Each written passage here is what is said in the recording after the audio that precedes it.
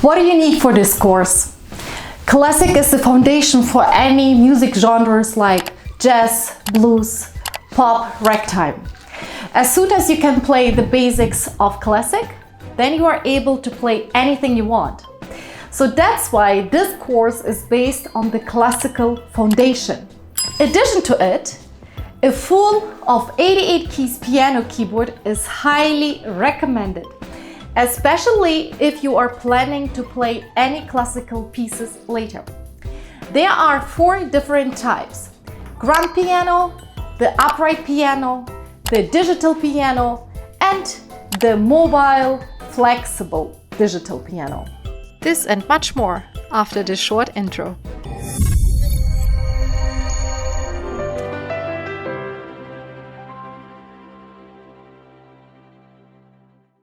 Which of those is the best?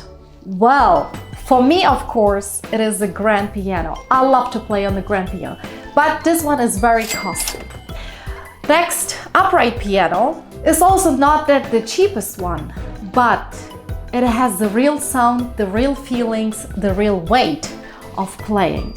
So if you are a beginner, I highly recommend you especially to start with a real piano. Of course, if you can't afford a real piano, then I definitely recommend you for an 88 keys digital piano. If you have the opportunity to go into a shop, then you can try to play on the digital piano and on the real piano. You will feel the differences immediately. There are also options. Some piano shops, they rent them out. Or there's another option, you can get a second-hand piano. Especially for beginners, it really matters. However, if you can afford to practice on a real piano, I highly recommend to go for it, because a fake sound stays a fake sound, real is real. Here the question comes up, can you practice on a piano keyboard with less than 88 keys? Yes, you can. There are keyboards with 61 keys or even less, but there will be limitations on what music you can play later. Let me show you. 66 keys are sufficient to start with our course, as you will cover this diapason. You start with the beginner level 1, followed by the beginner level 2. The advanced level covers this diapason, and anything above, that's the professional level. However, if you're planning to play some classical pieces at the end or some modern pop music, that requires at least the advanced level, level 3, a keyboard from 72 to 88 keyboards. But again, the choice is yours. Tuning. If you get a real piano that requires tuning, in most cases 1 to 2 times a year. Listening to the correct sounds is very important, especially if you are a beginner. Otherwise, you don't know, are you the one who's playing wrong, or is the piano untuned? I'm just saying, please do not get used to wrong sounds. It can harm the sense of your hearing and can as well demotivate your practice. Pedal. Make sure you get a proper pedal when you're practicing piano. If you have a real piano, then you got it already.